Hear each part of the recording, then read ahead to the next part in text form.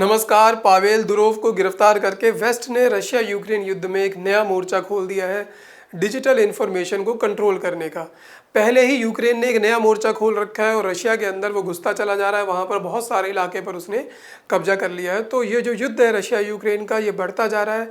इसके जो आयाम हैं ये बढ़ते जा रहे हैं। उन्हीं सारे मसलों को समझेंगे हम इस कंटेक्स्ट में, क्यों टेलीग्राम के CEO पावेल दुरोव को गिरफ्तार किया गया है।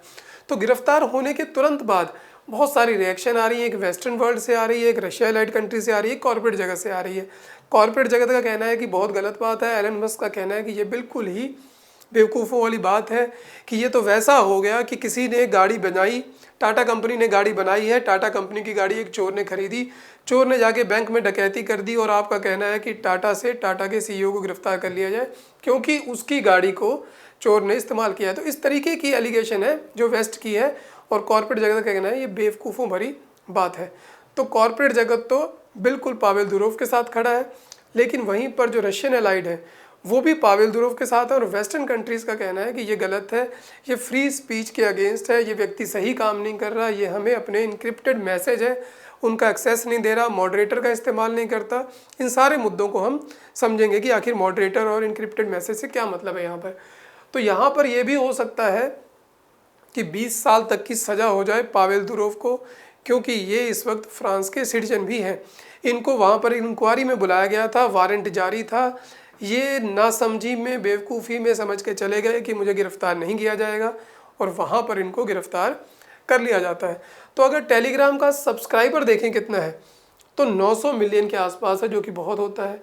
रशिया यूक्रेन युद्ध से क्यों जोड़कर मैंने कहा, क्योंकि 2022 में केवल 70,000 सब्सक्राइबर थे जब युद्ध शुरू हुआ था। उस समय युद्ध शुरू होने के तुरंत बाद ये बढ़ते चले गए और अब 900 मिलियन है। तो डायरेक्ट लिंकेज है।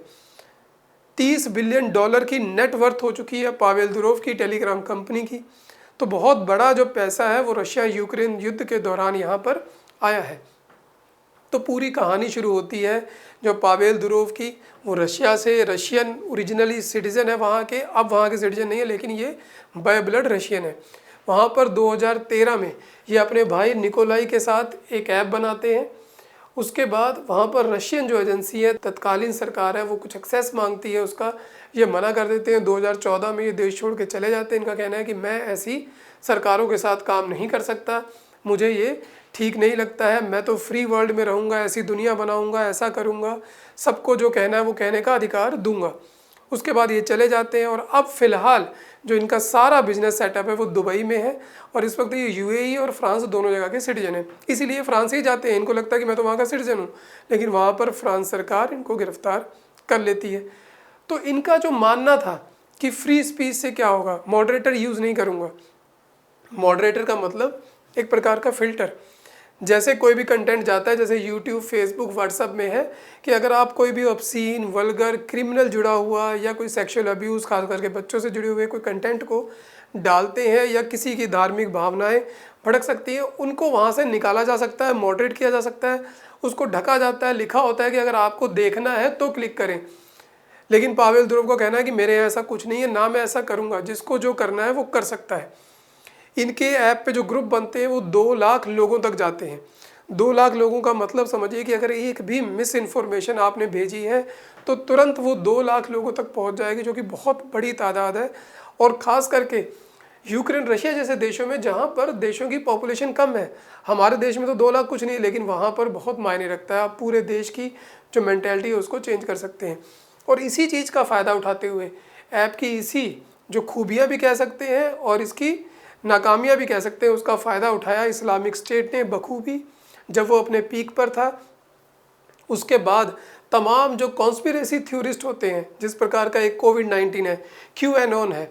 QAnon एक अमेरिका का है। इसका कहना है कि ट्रंप जो एडमिनिस्ट्रेशन था उसको इसलिए गिराया गया क्योंकि उसने एक बहुत बड़ा जो पीडोफाइल जो ग्रुप है, यानी कि जो बच्चों के साथ सेक्सुअल अब्यूज़ करते हैं, उसका एक भांडाफोड़ करना था। सारे डेमोक्रेट्स उसमें मिले हुए हैं, इसीलिए ट्रंप को हराया गया। इस थ्योरी का ये मानना है। इसी प्रकार से कोविड-19 की थ्योरी है, वाइट नेशनलिस्ट है कि जो वाइट है वो सुप्रीम रेस है, इस तरीके के। वहीं पर ब्लैक लाइव्स मैटर है। ईरान में भी जब अभी ऑपोजिशन हुई है जो स्काफ के खिलाफ, वहाँ पर भी इसका बखूबी इस्तेमाल किया गया। तो इसका यूज़ बढ़ता जा रहा है क्योंकि ये किसी भी उस बंधन में नहीं आता है। यही चीज़ वेस्ट को खटकती है, क्योंकि वो चाहते हैं कि सब कुछ उनके कंट्रोल में रहे। तो इसकी गिरफ्तार होने के बाद तमाम तरह की रिएक्शन आ रही हैं। सबसे बढ़िया जो रिएक्शन आई है वो आई है दिमित्री मेदवेदेव, जो फॉर्मर प्रेसिडेंट हैं, पुतिन के दोस्त भी हैं। उन्होंने जो बात कही है वो बहुत ज़बरदस्त है, उसको पढ़कर बताता हूँ मैं आपको। उन्होंने कहा कि अब क्योंकि वो देश छोड़ के चला जाता है, फ्रांस की सिटीजनशिप ले ली उसने और उसके बाद उसने यूएई की सिटीजनशिप ले ली, लेकिन जैसे ही कल वहाँ पर गिरफ्तार किया है, सबसे पहले रशिया ने भागदौड़ मचाई। इन्होंने कहा कि नहीं नहीं, इसको कुछ ना कहो, इसको काउंसिल एक्सेस दो। क्यों कहा? यही वेस्ट कहना चाह रहा है कि आपको क्यों कहा, क्योंकि आपको ये कुछ ना कुछ फ़ायदा जरूर पहुंचा रहा है। वही बात ये कह रहे हैं कि चाहे कुछ भी हो जाए, by blood Pavel Dhruv Russian रहेगा, कोई भी इस बात को नहीं मानेगा। और अब उसे ये बात समझ में आई होगी कि that one does not choose there homeland, कोई अपना होमलैंड नहीं चूज़ कर सकता। आप घर बना सकते हैं कहीं, आपका मदरलैंड होमलैंड तो वही रहेगा जहां आपके हैं, ओरिजिनल थे, जहां से आप ब्लड रिलेशन से जुड़े हुए हैं, जहां का आपका खून है। इस बात को उन्होंने कहा है। और ना ही आप अपने इस ज़माने के समय को बदल सकते हैं जिस समय में आप रह रहे हैं। अगर हम आज रह रहे हैं तो हम किसी और समय में नहीं जा सकते, यहीं पर रहेंगे। बहुत बड़ी बात कही है। तो यहाँ पर ये लग रहा है कि रशिया को कुछ ना कुछ इन्फॉर्मेशन वो अलग से देते रहे हैं, जो कि उनकी भी एलिगेशन है कि इनक्रिप्टेड मैसेज आप हमें नहीं देते हो, यूक्रेन को नहीं दे रहे, वेस्ट को नहीं दे रहे, लेकिन रशिया को ज़रूर देते हो। तो रशियन फॉरेन मिनिस्ट्री का भी यही कहना है। उनका कहना है कि ये पता लग गया अब कैसी होती है लिबरल डेमोक्रेसी। ये लिबरल डेमोक्रेसी नहीं है, लिबरल डिक्टेटरशिप है। ये अपने हिसाब से चीज़ों को मैनेज करते हैं, मैनिपुलेट करते हैं, इनका दोगलापन है। जब इनकी तरफ से कोई लीक करता है, जैसे विकीलीक्स, जहाँ पर इंफॉर्मेशन लीक की गई, फ्री स्पीच थी, जूलियन असांज, उसको गिरफ्तार कर लिया गया, अभी पीछे ही मसला सुलझाया और वो ऑस्ट्रेलिया में जाके अब सेटल हो गए। वहीं पर एडवर्ड स्नोडन, जिन्होंने भी नेशनल इंटेलिजेंस के यूएस के कुछ डॉक्यूमेंट्स लीक किए थे, वो बेचारा भाग के अभी तक रशिया में रह रहा है, वहाँ का वो नेचुरलाइज सिटीजन हो चुका है। तो उसका भी यही कहना है कि ये बेसिक ह्यूमन राइट स्पीच के खिलाफ है। तो हम देख रहे हैं कि क्लियरली जो एक रशिया एलाइड है वो एक अलग धड़े में खड़ा है, वेस्ट एक अलग तरफ खड़ा है। तो यहाँ पर लग रहा है कि कुछ न कुछ जो इसका एंगल है रशिया यूक्रेन वाद का बहुत अधिक जुड़ा हुआ है। और यहाँ पर ये और क्लियर होता है, अनदर बैटलफील्ड, डिजिटल बैटलफील्ड, या कल के नहीं है, ये पुराने टॉपिक्स हैं, ये पुरानी डिस्कशन है। किस तरीके से जो रशिया यूक्रेन वॉर हो रही है वहाँ पर इसने मदद की है, भूमिका निभाई है, दोनों की, यूक्रेन की भी रशिया की भी। एक तरीके से कहा गया है कि पॉकेट में एक स्पाई है। यूक्रेन के लोगों ने एक एक चीज़ की लोकेशन भेजी है, यहाँ पर कुछ भी फिल्टर नहीं है इसके यहाँ।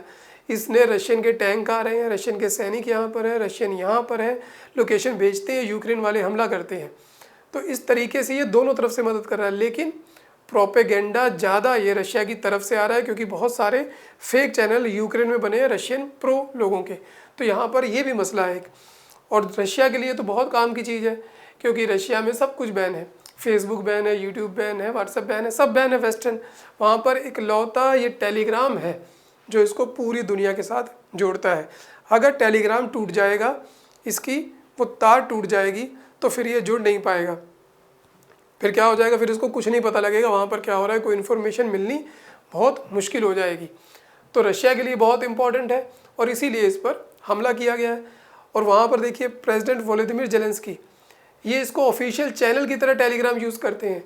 एयर रेड कहाँ पर होने जा रही है, सायरन कहाँ पे बजना है, लोकेशंस क्या है, बॉम्ब शेल्टर कहाँ पे है, सब चीज़ों की इन्फॉर्मेशन ये इसी के ज़रिए देते हैं, इनकी मिनिस्ट्री देती है, तमाम तरीके का प्रोपेगेंडा चलाते हैं। तो प्रोपेगेंडा वॉर, आइडियोलॉजिकल वॉर, विचारों की जो युद्ध हो रहा है रशिया यूक्रेन में, वो सारा टेलीग्राम के ज़रिए वहाँ पर खेला जा रहा है। और वेस्ट अब नहीं चाहता कि ये खेला जाए, अब इस युद्ध को बंद किया जाए। और किस तरीके से किया जाए वो हम देख ही रहे हैं कि सीईओ को गिरफ्तार कर लिया, 20 साल की सज़ा हो जाएगी, उससे इन्फॉर्मेशन ले ली जाएगी, इंक्रिप्शन ले ली जाएगी, मॉडरेटर लगवा दिया जाएगा और काफ़ी हद तक जो रशिया है उसको नुकसान पहुंचाने का काम किया जाएगा। उसके अलावा एक और जो एंगल है वो फाइनेंशियल एंगल है। फाइनेंशियल एंगल भी क्रिप्टो करेंसी से जुड़ा हुआ। क्रिप्टो करेंसी ऐसी करेंसी है जो ब्लॉकचेन आधारित है, जो कोई भी सेंट्रल जो बैंक है उसको कंट्रोल नहीं करता और बड़ी बड़ी सरकारों के लिए अभी एक मुसीबत है। और इस तरीके से इस पर भी हमला करने की कोशिश है, क्योंकि जैसे ही कल गिरफ्तार किया गया है तो जो टेलीग्राम से जुड़ा हुआ एक कॉइन है, जो कह सकते हैं क्रिप्टो करेंसी है, टॉन कॉइन, $3.5 बिलियन का उसमें नुकसान हो चुका है। तो देखिए ये पैसा भी नुकसान हो रहा है वहाँ पर, और ये पैसा रशिया को जाता नहीं जाता, कहाँ जाता हम नहीं जानते इस बात को, लेकिन अटैक है पैसे पे, इंफॉर्मेशन पे क्लियरली दिखाई दे रहा है, खास करके क्रिप्टो करेंसी पे। और वही नहीं, कल ही वहाँ पर एक और नई क्रिप्टो करेंसी लॉन्च होनी थी, टेलीग्राम की डॉक्स। उसको लॉन्च होने से पहले ही उनको गिरफ्तार कर लिया गया और अब ये लॉन्च होगी, क्या होगा इसका, ये भी मसला अधर में लटका हुआ है।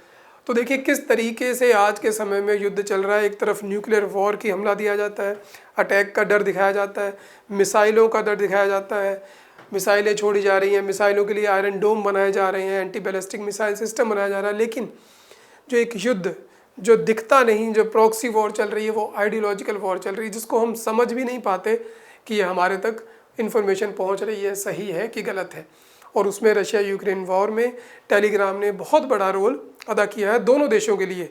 लेकिन यहाँ पर एलिगेशन लग रही है कि ज़्यादा फ़ायदा इसने रशिया को पहुँचाया है, क्योंकि इसीलिए गिरफ्तार होते ही सबसे पहले रशियन हरकत में आए हैं, और वो भी तब जब वो रशियन सिटीजन भी नहीं है और उनको धोखा दे के पहले ही वो जा चुका है। तो वेस्ट का कहना है कि यहाँ से पता लग रहा है किस तरीके से जो पावेल दुरोव है वो अंदर से रशियन है। यही बात दिमित्री मेदवेदेव का कहना है कि पावेल दुरोव अंदर से रशियन ही रहेंगे। तो देखिए बड़ा इम्पॉर्टेंट खबर भी थी, बड़ी हैरान करने वाली भी है, और बड़ी सोचने को मजबूर करती है कि युद्ध के कितने आयाम हो सकते हैं। इसी तरीके के इम्पॉर्टेंट टॉपिक के साथ मिलते रहेंगे, मिलेंगे नेक्स्ट वीडियो में। तब तक के लिए धन्यवाद।